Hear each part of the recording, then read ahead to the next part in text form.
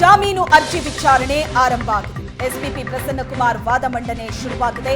ಪವಿತ್ರ ಗೌಡ ರೀತಿ ಪವನ್ ಮೆಸೇಜ್ ಅನ್ನ ಮಾಡಿದ್ದ.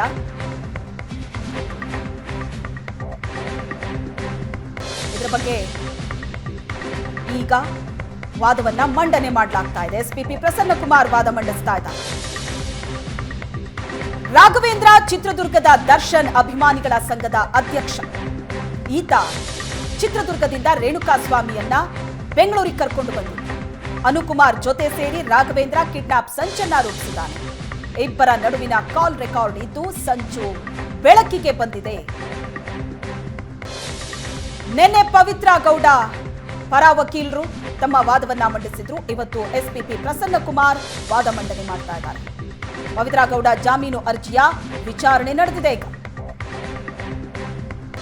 ತನ್ನ ಪಾತ್ರ ಇಲ್ಲ ರೇಣುಕಾಸ್ವಾಮಿ ಹತ್ಯೆ ಪ್ರಕರಣದಲ್ಲಿ ಅಂತ ಈಗ ಪವಿತ್ರ ಗೌಡ ಹೇಳ್ತಾರೆ.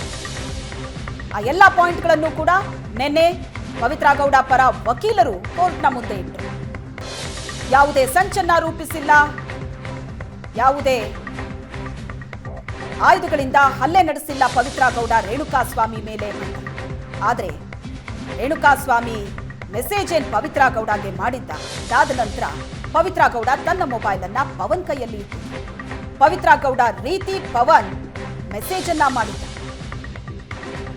ಈ ಎಲ್ಲಾ ವಿಷಯಗಳು ಕೂಡ ಈಗ ಎಸ್ಪಿಪಿ ಪ್ರಸನ್ನಕುಮಾರ್ ತಮ್ಮ ವಾದದಲ್ಲಿ ಮೆನ್ಷನ್ ಮಾಡ್ತಿದ್ದಾರೆ.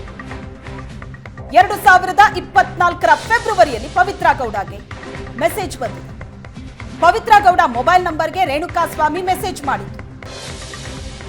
ನಂತರ ಪವಿತ್ರ ಮೊಬೈಲ್ನಿಂದ ರೇಣುಕಾಸ್ವಾಮಿಗೂ ಮೆಸೇಜ್ ಹೋಗಿದೆ. ಆದರೆ ಆ ಮೆಸೇಜ್ ಮಾಡಿದ್ದು ಪವನ್. ಇದು ಪವಿತ್ರ ಗೌಡಗೆ ಗೊತ್ತಿಲ್ಲದೆ ಮಾಡಿದ ಮೆಸೇಜ್ ಅಲ್ಲ. ಇದು ಪವಿತ್ರ ಗೌಡ ಪವನ್ ಕೈಯಲ್ಲಿ ತನ್ನ ಮೊಬೈಲ್ ಅನ್ನ ಕೊಟ್ಟಿದ್ರು. ರೇಣುಕಾಸ್ವಾಮಿಗೆ ಮೆಸೇಜ್ ಮಾಡಿದ್ರು. ರಾಘವೇಂದ್ರ ರೇಣುಕಾಸ್ವಾಮಿಯ ಮನೆ ಅಡ್ರೆಸ್ ಅನ್ನ ಕಂಡು ಹಿಡಿದಿದ್ದ. ನಂತರ ಫಾರ್ಮಸಿಯಲ್ಲಿ ಕೆಲಸ ಮಾಡೋದು ಕೂಡ ಗೊತ್ತಾಗುತ್ತೆ. ಕಿಡ್ನಾಪ್ ಮಾಡಿ ಕರೆ ತರೋದು ಟೋಲ್ಗಳಲ್ಲೂ ಕೂಡ ಆ ಕ್ಯಾಮೆರಾಗಳಲ್ಲಿ ರೆಕಾರ್ಡ್ ಆಗಿದೆ. ವಾದ ಮಂಡನೆ ನಡೀತಾ ಇದೆ. ಈ ಬಗ್ಗೆ ಹೆಚ್ಚಿನ ಡೀಟೇಲ್ಸ್ ಅನ್ನ ಕೊಡ್ತಾರೆ ನಮ್ಮ ಪ್ರತಿನಿಧಿ ಚೇತನ್ ಸಂಪರ್ಕದಲ್ಲಿದ್ದಾರೆ. ಚೇತನ್, ನಿನ್ನೆ ಪವಿತ್ರ ಗೌಡ ಪರ ವಕೀಲರು ತಮ್ಮ ವಾದವನ್ನ ಮಂಡಿಸಿದ್ರು. ಇವತ್ತು ಎಸ್ಪಿಪಿ ಪ್ರಸನ್ನಕುಮಾರ್ ಅವರ ವಾದ ನಡೀತಾ ಇದೆ. ಈಗ ನಿನ್ನೆ ಪವಿತ್ರ ಗೌಡ ಪರ ವಕೀಲರು ಹೇಳ್ತಾರೆ, ಈ ಒಂದು ರೇಣುಕಾಸ್ವಾಮಿ ಹತ್ಯೆ ಪ್ರಕರಣ ಏನಿದೆ ಅದರಲ್ಲಿ ಪವಿತ್ರ ಪಾತ್ರ ಏನೂ ಇಲ್ಲ ಅಂತ ಒಂದಷ್ಟು ಪಾಯಿಂಟ್ಗಳನ್ನ ರೇಸ್ ಮಾಡಿದ್ರು. ಅದಕ್ಕೆ ಈಗ ಎಸ್ಪಿಪಿ ಪ್ರಸನ್ನಕುಮಾರ್ ಅವರು ಒಂದೊಂದು ಕ್ಲಾರಿಫಿಕೇಶನ್ ಕೊಡ್ತಾ ಇದ್ದಾರೆ, ಕೌಂಟರ್ ಕೊಡ್ತಿದ್ದಾರೆ. ಹೇಗೆ ನಡೀತಾ ಇದೆ?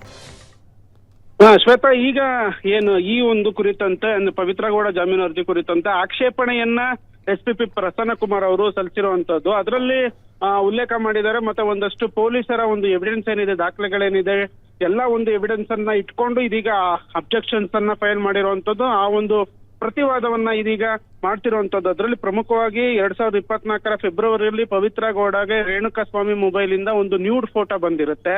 ಆ ನಂತರ ಆ ಒಂದು ಕಾನ್ವರ್ಸೇಷನ್ ಶುರು ಆಗುತ್ತೆ. ಯಾವಾಗ ಈ ಒಂದು ರೇಣುಕಾಸ್ವಾಮಿಯ ಕಾಟ ಜಾಸ್ತಿ ಆಯ್ತು, ಆಗ ಪವಿತ್ರ ಗೌಡ ಆಕೆಯ ಫೋನ್ ಅನ್ನ ಪವನ್ಗೆ ಕೊಡ್ತಾಳೆ. ಪವನ್ ಕೂಡ ಅಷ್ಟೇ.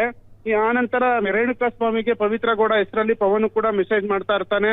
ಯಾವಾಗ ಇದು ಅತಿರೇಕಕ್ಕೆ ಹೋಗುತ್ತೋ ದರ್ಶನ್ಗೆ ವಿಚಾರವನ್ನ ಇವರು ಮುಟ್ಟಿಸ್ತಾರೆ. ಆ ನಂತರ ಒಂದು ಕಿಡ್ನಾಪ್ ಮಾಡೋದಕ್ಕೆ ಪ್ಲಾನ್ ಅನ್ನ ಮಾಡಿರುವಂತದ್ದು. ಅದರಂತೆ ಜೂನ್ 6ನೇ ತಾರೀಕು ಪವನ್ ರಾಘವೇಂದ್ರಗೆ ಮೆಸೇಜ್ ಮಾಡಿ ರೇಣುಕಾಸ್ವಾಮಿನ ಹುಡ್ಕೋದಕ್ಕೆ ಹೇಳ್ತಾನೆ. ಅಂದ್ರೆ ಚಿತ್ರದುರ್ಗದ ದರ್ಶನ್ ಅಭಿಮಾನಿಗಳ ಸಂಘದ ಅಧ್ಯಕ್ಷ ಈ ರಾಘವೇಂದ್ರ ಆಗಿರ್ತಾನೆ. ಹೀಗಾಗಿ ಆತನಿಗೆ ಈ ಒಂದು ಕೆಲಸವನ್ನ ಪವನ್ ಕೊಡುವಂತದ್ದು. ಅದು ದರ್ಶನ್ ಅಣತೆ ಮೇರೆಗೆ ಪವಿತ್ರ ಗೌಡ ಯಾವ ರೀತಿ ಈ ಒಂದು ಕಿಡ್ನಾಪ್ ಮಾಡೋದಕ್ಕೆ ಪ್ಲಾನ್ ಅಲ್ಲಿ ಇವರು ಭಾಗಿ ಯಾವ ರೀತಿ ಆಗಿದ್ರು ಏನು ಅನ್ನೋದ್ರ ಬಗ್ಗೆ ಸಾಕಷ್ಟು ಒಂದು ಎವಿಡೆನ್ಸ್ ಗಳ ಸಮೇತ ಒಂದು ಆಕ್ಷೇಪಣೆಯನ್ನ ಸಲ್ಲಿಸ್ತಿರುವಂತದ್ದು. ಈಗ ಪ್ರತಿವಾದವೂ ಕೂಡ ನಡೀತಾ ಇದೆ. ಮತ್ತೆ ರಿಟರ್ನ್ ಅಲ್ಲೂ ಕೂಡ ಒಂದಷ್ಟು ಪುಟಗಳ ಆಕ್ಷೇಪಣೆಯನ್ನ ಇದೀಗ ಕೋರ್ಟ್ಗೆ ಪ್ರಸನ್ನಕುಮಾರ್ ಅವರು ಕೂಡ ಸಲ್ಲಿಕೆ ಮಾಡಿರುವಂತದ್ದು. ರೇಣುಕಾಸ್ವಾಮಿ ಒಂದು ಫಾರ್ಮಸಿಯಲ್ಲಿ ಕೆಲಸ ಮಾಡ್ತಾನೆ ಅಂತ ಗೊತ್ತಾಗಿ ಆ ನಂತರ ಅಲ್ಲಿಂದ ಆತನನ್ನ ಕಿಡ್ನಾಪ್ ಮಾಡಿ ಕರ್ಕೊಂಡ್ ಬರ್ತಾರೆ. ಅಷ್ಟು ಒಂದು CCTV ಫುಟೇಜ್ಗಳು, ಅಂದ್ರೆ ಆತನನ್ನ ಕಿಡ್ನಾಪ್ ಮಾಡಿದಾಗಿಂದ ಎಲ್ಲೆಲ್ಲಿ ದಾಟಿದ್ರು ಏನೇನು ಆ ಒಂದು ಡಿಜಿಟಲ್ ಎವಿಡೆನ್ಸ್ ಅನ್ನು ಕೂಡ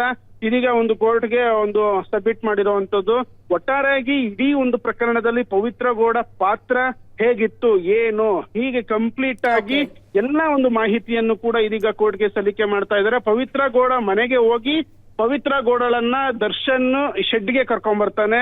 ಆ ನಂತರ ಏನೇನಾಯ್ತು, ಪವಿತ್ರ ಗೌಡ ಯಾವ ರೀತಿ ಹಲ್ಲೆ ಮಾಡಿದ್ರು, ಈ ಒಂದು ಕ್ರಿಮಿನಲ್ ಒಳಸಂಚಿನಲ್ಲಿ ಯಾವ ರೀತಿ ಭಾಗಿಯಾಗಿದ್ರು ಅನ್ನೋದ್ರ ಬಗ್ಗೆ ಕಂಪ್ಲೀಟ್ ಆದ ದಾಖಲೆಗಳ ಸಮೇತ ಒಂದು ಆಕ್ಷೇಪಣೆಯನ್ನ ಇದೀಗ ಸಲ್ಲಿಸಿರುವಂತದ್ದು.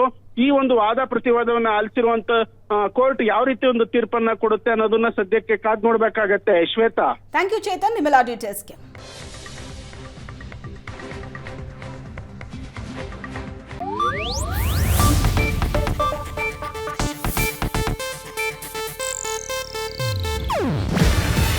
ಇದು ಏಷ್ಯಾನೆಟ್ ನ್ಯೂಸ್ ನೆಟ್ವರ್ಕ್ ಪ್ರಸ್ತುತಿ. ನೀವು ನೋಡ್ತಿದ್ದೀರಾ ಏಷ್ಯಾನೆಟ್ ಸುವರ್ಣ ನ್ಯೂಸ್.